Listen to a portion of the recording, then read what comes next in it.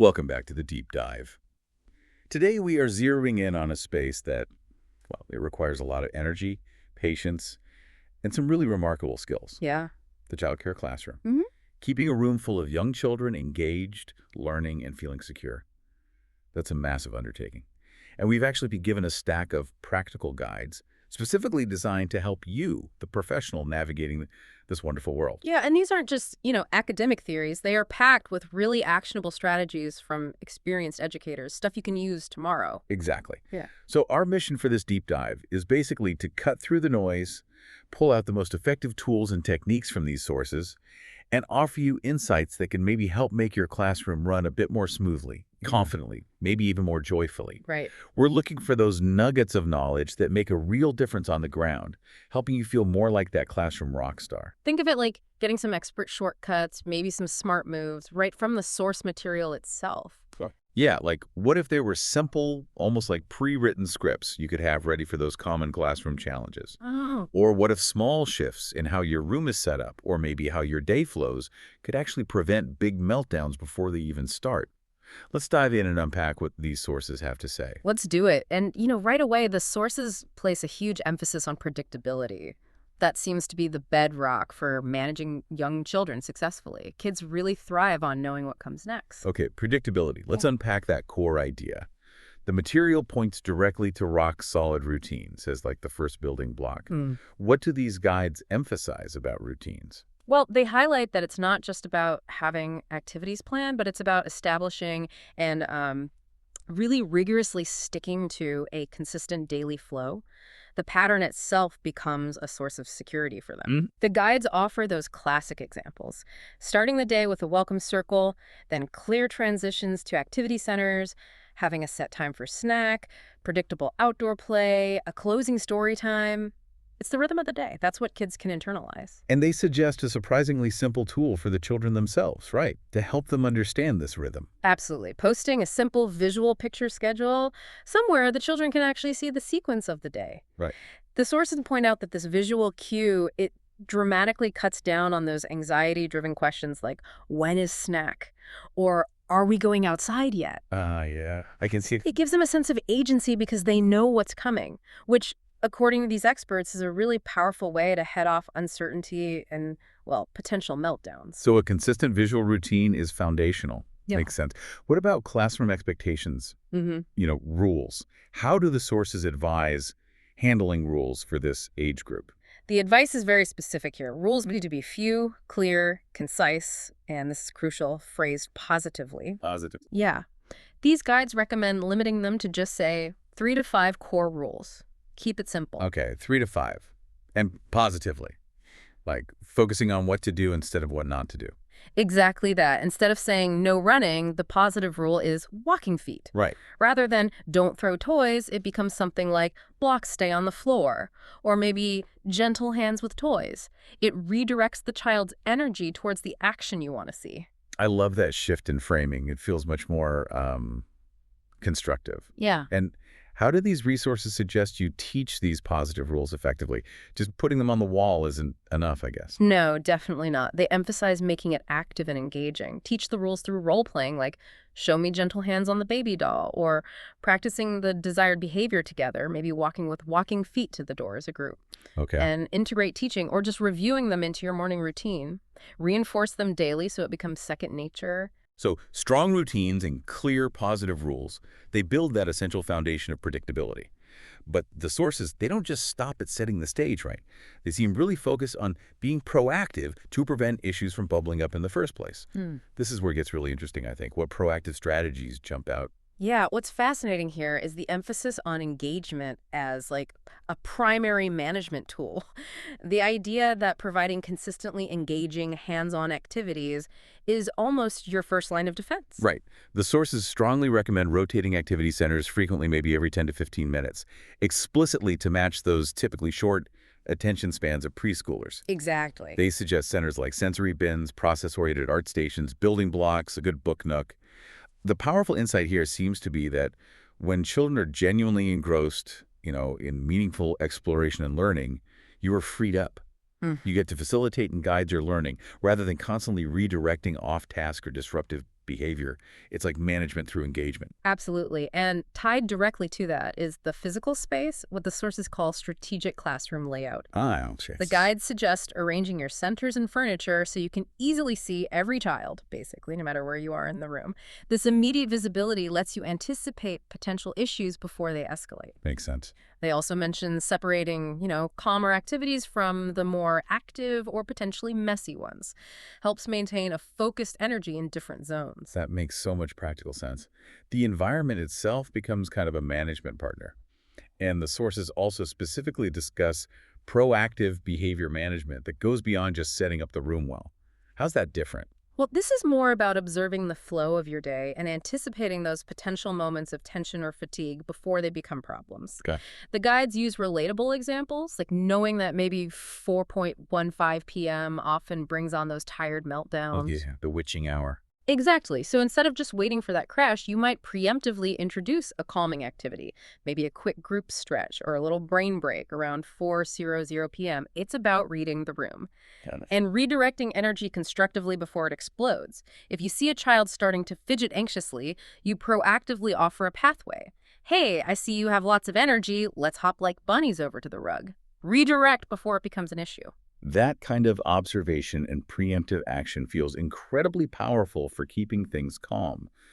And this proactive approach, it seems to lead us perfectly into a specific technique one source highlights, almost like a secret superpower: behavior scripting. What exactly is this? Okay, so the core idea is having a pre-planned, calm, and positively phrased response ready for those common moments. The ones that often trigger frustration or make you improvise on the spot. Instead of scrambling for words or maybe resorting to a stressed reaction when a child does something challenging, you have a short, clear teacher line, already decided upon and, importantly, practiced. So it's like intentionally choosing your words beforehand rather than just reacting in the heat of the moment. Exactly. It's the difference between, say, a potentially frazzled improvised response like, hey, stop that, Billy, leave him alone, which can escalate things. Right. And a calm practice line you've prepared, something like, Billy, thank you for using walking feet inside. Let's keep our feet on the floor so everyone stays safe. See the difference? Yeah, much calmer, much clearer. But why is it worth the effort? I mean, to script these simple responses, what's the payoff, according to the sources? Oh, the payoff is significant. The sources list several key benefits. First, it really helps you maintain a steady, consistent tone, regardless of the behavior, which children find incredibly reassuring. Okay. Second, it drastically reduces power struggles because you're not engaging in that emotional, threatening language. You stay warm, but firm and clear. Third, it actually boosts your confidence. You feel prepared, in control, less reactive. I can see that. And fourth, and this is big, it creates consistency among staff. If everyone uses the same script for the same behavior, the kids get a clear, unified message. No, but Miss J lets me. Oh, that consistency is huge for young children. Definitely. Okay, so if we want to build this superpower, how do the sources say we actually create and use these scripts? Is there like a step-by-step? They do. It's a pretty practical 5-step process outlined in one of the guides. Step 1, identify your hotspots. Hotspots. Yeah, what are the 3 to 5 behaviors that most frequently derail your smooth classroom operation? Things like running, yelling, throwing, refusing to share, maybe hitting. Name them specifically for your room. Got it. Pinpoint the recurring issues. Step 2. Step 2, draft your script lines for each of those hotspots. And the rules here are strict for a reason. Keep them short, like 5-7 words max. Keep them positive focus on the desired behavior. And keep them specific. Address the child by name and name the behavior. Okay, short, positive, specific. Can you give us some real-world examples from the sources for those common hotspots, like running or yelling? Sure. So, for running indoors, Grace, walking feet, please. Simple. For yelling across the room, Ethan, use your quiet voice. For throwing toys, Lily, blocks stay on the floor, thank you. For refusing to share something, Omar, it's Maya's turn for the truck now. Okay. Notice how they are brief, direct, and they tell the child what to do or what's happening next in really simple terms. Very clear. And step 3, practice. Step 3 is practice and role play. Yes. The sources highly recommend practicing these lines, maybe with coworkers, or even just practicing silently to yourself. Have someone call out a scenario. Someone just ran across the room, and you practice delivering your script calmly. Right. They also suggest adding maybe a subtle teacher gesture like a gentle hand signal or a specific facial expression to pair with the script, a nonverbal cue. Practice makes it automatic, I guess. What about introducing it to the kids themselves? That's step 4. Teach the kids, frame it positively like it's a classroom code or our special words, model the script for them calmly, show them the behavior you want. You could even invite them to say the script with you during circle time so they get familiar with the language. Okay. And then the crucial step 5, consistent reinforcement. Use your script every single time the hotspot behavior occurs, no exceptions. Pair it with eye contact, a calm presence, maybe a gentle touch on the arm, and immediately follow compliance with specific, positive praise. Thank you for using walking feet, Grace. That keeps everyone safe. That consistency really does seem key to building the habit. And there was a real-life snack clash example in one of the sources that really illustrated how this works in practice, didn't it? Yes, the classic snack time negotiation. So imagine Mateo is hoarding the goldfish crackers, right? And a friend is trying to grab the bag, starting a little tug of war. Yep, seen that movie. So your script trigger is seeing that physical struggle over the snack. Your practice script is ready. Mateo, snack time is for everyone. Let's share those goldfish. Paired with a calm voice and maybe a gentle touch. Exactly. Calm tone, maybe a gentle hand on his arm, making eye contact. And then when he releases the bag or offers some, the crucial follow-up. Great job, Mateo. Thank you for sharing with your friends. Right. The source notes how this clear, positive structure allows the conflict to resolve quickly. And it frames Mateo's action as a positive choice, turning what could have been a power struggle into a moment of cooperative success.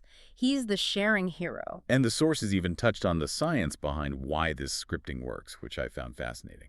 Yeah, it really boils down to predictability and basically wiring the brain for success. Consistent scripts provide predictable cues. Kids quickly learn that this language means this expectation in this situation. Reduces the guesswork. Exactly. It reduces ambiguity. Is my teacher mad? What should I do? Which lowers their anxiety. And over time, the consistent pairing of the script with the desired pro-social behavior actually helps reinforce those neural pathways in their young brains. It makes the positive response more automatic, less effortful for the child down the line. Wow.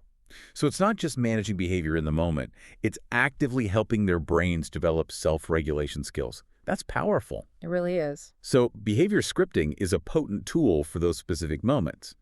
But the sources also emphasize a broader kind of ecosystem of support in the classroom, right? Which raises an important question. How do we reinforce positive behaviors consistently beyond just using a script right in that moment? Precisely. Scripting handles the trigger moment, but it's the ongoing reinforcement that builds the long-term pattern. The sources strongly advocate for positive reinforcement and celebration. Which means actively looking for kids doing well, not just reacting to problems. Yes, it's about intentionally catching children being good, really shifting your focus sometimes from problem spotting to success spotting. A specific, genuine compliment like, Mason, I noticed you helped Sarah clean up the blocks without being asked. That was a very kind helping hand. That's far more impactful than just generic praise or only focusing on stopping unwanted actions. These guides suggest using simple, immediate forms of celebration, maybe a sticker, a high five, adding a pom-pom to a class jar, or briefly highlighting a child's positive contribution during group time. Keep it positive and specific. So using your script for a specific behavior trigger and then following up right away with positive reinforcement when they comply, that seems like a really effective 1-2 punch for building those desired actions. It's incredibly effective when used together. And if we connect this to the bigger picture of managing a busy classroom, the sources also recognize that not every interaction can be one-on-one or even whole group. They suggest leveraging small group and peer helpers. Breaking down into smaller groups during center time or for specific activity. Exactly. Working with smaller groups, maybe 4 to 5 children, allows for much more individualized attention, more tailored guidance, and you can catch small issues before they grow. Makes sense. And additionally, giving children classroom jobs, being the line leader, the snack helper, the door holder, maybe the librarian who straightens books, it channels their natural desire to contribute. Right. It provides positive avenues for energy that might otherwise manifest as disruptive behavior. It gives them a sense of purpose and responsibility within the group. That makes a lot of sense, turning that energy into helpfulness instead of disruption. Another vital piece of the puzzle the sources consistently return to is building strong family partnerships. Oh, this is crucial for consistency. Sharing your daily routine charts with families, maybe suggesting simple activities they can do at home that reinforce classroom learning, or expectations like practicing walking feet to the kitchen. It helps create a unified approach between home and school. That bridge. Yeah, exactly. The sources also emphasize the power of positive communication. A quick note home or just a brief chat at pickup about a specific positive thing their child did that day. Guess what?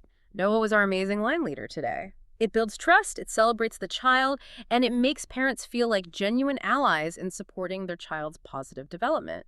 It sounds like creating that strong bridge between home and school is really a major factor in classroom success. Finally, the sources also gently but firmly remind the professional about, well, themselves. Managing all this energy and these strategies takes personal capacity. How do these guides suggest keeping your own tank full? Yeah, the clear message is reflect, adapt, and recharge. These professionals advise carving out even just 5 minutes, maybe at the end of your day, to quickly review what went well, what was challenging, and maybe why. Mm. Think about which strategies clicked and which didn't quite land. They also encourage seeking support, maybe through peer observations, sharing ideas with colleagues, or engaging in just finding fresh ideas and perspectives. Because keeping your creative and emotional well-being high, that directly translates to more patience, more spontaneous fun, and ultimately a less stressful environment for everyone in the room. Absolutely. Your energy and presence really do set the tone, and the sources are clear that self-care and reflection aren't luxuries. They're essential parts of effective practice. So what does this all mean when you put it together? We've seen how fundamental predictability is, built through those consistent routines and teaching clear, positive rules. Right. We explored being proactive, designing engaging activities, setting up your physical space thoughtfully, and anticipating those tricky moments before they happen. Mm-hmm. And we discovered what feels like a real superpower in behavior scripting, identifying those high-frequency behaviors, drafting those short, positive, specific lines, practicing them until they're second nature, teaching them to the children, and using them consistently, always paired with specific positive reinforcement. Yeah, and we also widened the lens to see the value of breaking into small groups for more focused attention, channeling children's energy positively through peer helper roles, building those essential partnerships with families for consistency beyond your walls, All right. and crucially, the necessity of taking deliberate time to reflect on your practice, adapt your strategies, and recharge yourself. These weren't just, a random list of tips. These sources frame these strategies not just as ways to manage behavior, but really as the foundation for creating a nurturing, predictable, and engaging environment. A place where children feel safe, confident, and free to learn and explore. And where you feel empowered and effective. Exactly. Truly that classroom rock star. One source uses a wonderful phrase, calling the teacher the director of the greatest little people show on earth. So consider this provocative thought for your own practice. If your classroom is indeed a dynamic performance, how can intentionally scripting your key responses alongside creating a strong, well-organized stage, which is your classroom layout, and providing clear, consistent cues like your routines, transitions, and positive reinforcement, how can that transform those everyday moments that might feel chaotic into smoother, more successful, and ultimately more joyful scenes for both you and your incredible cast? What specific script might you write or practice for tomorrow?